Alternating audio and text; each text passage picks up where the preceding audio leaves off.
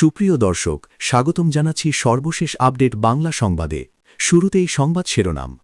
শুরুতেই জানিয়ে দেব, হার জিতি হল গণতন্ত্রের সৌন্দর্য, প্রধান উপদেষ্টা। বিস্তারিত থাকছে প্রতিবেদনে। এদিকে ফ্যামিলি কার্ডের নামে প্রতারণা, ফতুল্লায় দম্পতি আটক। বিস্তারিত থাকছে প্রতিবেদনে।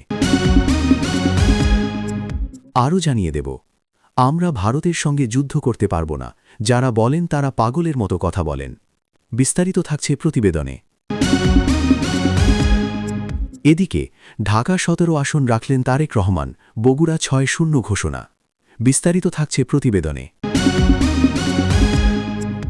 আরও জানিয়ে দেব, কমনওয়েলথের সুপারিশে কি বাংলাদেশে আওয়ামী লীগ ফিরছে? তারেকের সামনে এখন উভয় সংকট। বিস্তারিত থাকছে প্রতিবেদনে। এবং সর্বশেষ জানিয়ে দেব, তারেকের মন্ত্রিসভায় ইউনূসের বিতর্কিত উপদেষ্টারা, কোন মাস্টার প্ল্যানে ইউনূস রাষ্ট্রপতি? বিস্তারিত থাকছে প্রতিবেদনে। এতক্ষণ শুনছিলেন সংবাদ শিরোনাম, এবারে বিস্তারিত। তার আগে ভিডিওটি ভালো লাগলে এবং সর্বশেষ আপডেট পেতে চ্যানেলটি সাবস্ক্রাইব করুন। ধন্যবাদ। প্রফেসর মোহাম্মদ ইউনূস বলেছেন, প্রতিদ্বন্দ্বিতামূলক নির্বাচনে যারা জয়ী হয়েছেন তাদের আমি অভিনন্দন জানাচ্ছি, যারা পরাজিত হয়েছেন তাদেরকেও আমি অভিনন্দন জানাচ্ছি। হার জিতি হল গণতন্ত্রের সৌন্দর্য। যারা জয়ী হয়েছেন তারা মোট ভোটের প্রায় অর্ধেক পেয়েছেন, যারা জয়ী হতে পারেননি তারাও মোট ভোটের অর্ধেক পেয়েছেন। যারা জয়ী হতে পারেননি তারা এই জেনে আশ্বস্ত হবেন যে প্রায় অর্ধেক ভোটার আপনাদের উপর আস্থা রেখেছে। আগামী দিন নতুন সরকার দায়িত্ব গ্রহণ করবে, এর মাধ্যমে আমাদের ১৮ মাসের দায়িত্বের সমাপ্তি হবে। সোমবার ১৬ ফেব্রুয়ারি রাতে জাতির উদ্দেশ্যে ভাষণে তিনি এসব কথা বলেন। প্রধান উপদেষ্টা বলেন, বাংলাদেশের সবাইকে শুভেচ্ছা জানাচ্ছি দীর্ঘ ১৭ বছর পর একটি উৎসবমুখর, অংশগ্রহণমূলক ও শান্তিপূর্ণ জাতীয় নির্বাচন সফলভাবে সম্পন্ন করার জন্য। এই নির্বাচনের মাধ্যমে জনগণ, ভোটার, রাজনৈতিক দল, প্রার্থী, নির্বাচন সংশ্লিষ্ট প্রতিষ্ঠান ও আইনশৃঙ্খলা সম্মিলিতভাবে একটি প্রশংসনীয় নজির সৃষ্টি করেছে। ভবিষ্যতে বাংলাদেশের নির্বাচন কেমন হওয়া উচিত, এই নির্বাচন তার একটি উৎকৃষ্ট উদাহরণ হয়ে থাকবে। নারায়ণগঞ্জের ফতুল্লায় ফ্যামিলি কার্ড ছাপিয়ে স্থানীয় নারীদের কাছ থেকে টাকা নেওয়ার অভিযোগে এক দম্পতিকে আটক করেছে প্রশাসন। সোমবার ১৬ ফেব্রুয়ারি সন্ধ্যায় নারায়ণগঞ্জ সদর উপজেলা নির্বাহী কর্মকর্তা ইউএনও এস.এম. ফয়েজ উদ্দিন আহমেদ বিষয়টি নিশ্চিত করেছেন। তিনি বলেন, অভিযোগের প্রাথমিক সত্যতা পাওয়ায় অভিযুক্ত স্বামী স্ত্রীকে আটক করা হয়েছে। তাদের বিরুদ্ধে প্রয়োজনীয় আইনি ব্যবস্থা প্রক্রিয়াধীন। তিনি আরও বলেন, কারোর কাছে এ ধরনের কার্ড বিক্রির প্রস্তাব এলে যাচাই বাছাই ছাড়া টাকা না দেওয়ার জন্য স্থানীয় বাসিন্দাদের সতর্ক করা হচ্ছে। স্থানীয় বাসিন্দা, কার্ড ক্রেতা ও দলীয় সূত্রে জানা যায়, কাশীপুর ইউনিয়নের নরসিংপুর এলাকায় নির্বাচনের পরদিন থেকেই রাসেল ওরফে জিলানি ও তার স্ত্রী হাসিনা জিশান ট্রেডার্স নাম ব্যবহার করে টাকা বিনিময়ে ফ্যামিলি কার্ড বিক্রি শুরু করেন। রমজানকে সামনে রেখে প্রায় ৩০০ পরিবারের কাছে ৫০ টাকা করে কার্ড বিক্রি করা হয়। কার্ড দেখিয়ে প্রতি মাসে ১,২৮৫ টাকায় ১,৭২৫ টাকার পণ্য কেনা যাবে, এমন প্রতিশ্রুতি দেওয়া হয়েছিল বলে দাবি করেন ক্রেতারা। সোমবার সকালে প্রথম কিস্তির পণ্য দেওয়ার কথা থাকলেও সকাল গড়িয়ে দুপুর পর্যন্ত কোনো পণ্য না পেয়ে ক্ষোভ ছড়িয়ে পড়ে এলাকায়। পরে কার্ড ক্রেতারা একত্র হয়ে অভিযুক্তের বাড়ি ঘেরাও করে বিক্ষোভ করেন। খবর পেয়ে প্রশাসন ঘটনাস্থলে গিয়ে পরিস্থিতি নিয়ন্ত্রণে আনে। জাতীয় নির্বাচনে নিরঙ্কুশ সংখ্যাগরিষ্ঠতার অর্জনের পর আগামীকাল মঙ্গলবার সরকার গঠন করতে যাচ্ছে বিএনপি। তার আগের দিন আজ সোমবার ১৬ ফেব্রুয়ারি ভারতীয় সংবাদমাধ্যম দ্য হিন্দুকে সাক্ষাৎকার দিয়েছেন বিএনপির মহাসচিব মির্জা ফখরুল ইসলাম আলমগীর। তিনি বলেছেন, ভারতের সঙ্গে বাংলাদেশ যুদ্ধ করতে পারবে না। যারা যুদ্ধের কথা বলেন তারা পাগলের মতো কথা বলেন।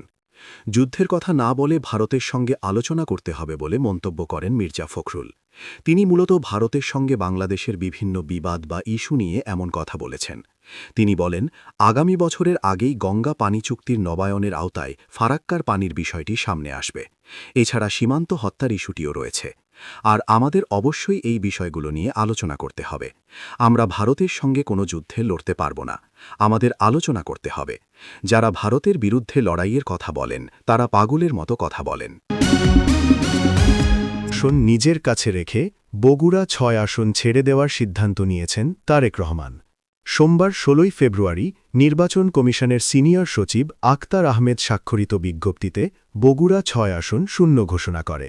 বিজ্ঞপ্তিতে বলা হয়েছে, নির্বাচনী এলাকা ৪১ বগুড়া ৬ এবং ১৯০ ঢাকা ১৭ থেকে জাতীয় সংসদে নির্বাচিত প্রার্থী তারেক রহমান গণপ্রজাতন্ত্রী বাংলাদেশের সংবিধানের ৭১ অনুচ্ছেদের ২ ক দফার বিধান অনুসারে ঢাকা ১৭ আসনের প্রতিনিধিত্ব করার ইচ্ছা পোষণ করেছেন। বিজ্ঞপ্তিতে আরও উল্লেখ করা হয়, ১৬ ফেব্রুয়ারি তারেক রহমান নির্বাচন কমিশনের কাছে এ সংক্রান্ত একটি ঘোষণাপত্র দাখিল করেন। এর ফলে ওই তারিখ থেকেই নির্বাচনী এলাকা ৪১ বগুড়া ৬ আসনটি শূন্য বলে ঘোষণা করা হয়েছে। সংবিধানের বিধান অনুযায়ী কোনো প্রার্থী একাধিক আসন থেকে নির্বাচিত হলে তাকে একটি আসন বেছে নিতে হয় এবং অন্যটি ছেড়ে দিতে হয়। সেই নিয়ম মেনেই তারেক রহমান ঢাকা ১৭ আসনটি নিজের কাছে রাখলেন। এখন নিয়ম অনুযায়ী খুব শীঘ্রই বগুড়া ৬ আসনে উপনির্বাচন আয়োজনের প্রক্রিয়া শুরু করবে নির্বাচন কমিশন। বাংলাদেশের ত্রয়োদশ জাতীয় নির্বাচনে বিপুল জয় পেয়েছে বিএনপি। এবার তারা সরকার গঠনের তোড়জোড় শুরু করেছে। তবে বাংলাদেশের আগামী প্রধানমন্ত্রী যে তারেক রহমানই হতে চলেছেন তা এক প্রকার নিশ্চিত। এই আহ্বে বাংলাদেশে আওয়ামী লীগের ভবিষ্যৎ কি, এই প্রশ্ন নিয়েই সবচেয়ে বেশি কাটাছেঁড়া চলছে বাংলাদেশের রাজনৈতিক মহলে। যদিও শনিবার তার প্রথম সাংবাদিক সম্মেলনে বাংলাদেশের ভাবী প্রধানমন্ত্রী তারেক রহমান সাংবাদিক বৈঠকে আওয়ামী লীগ সমর্থকদের ভবিষ্যৎ নিয়ে প্রতিক্রিয়া দিয়েছেন।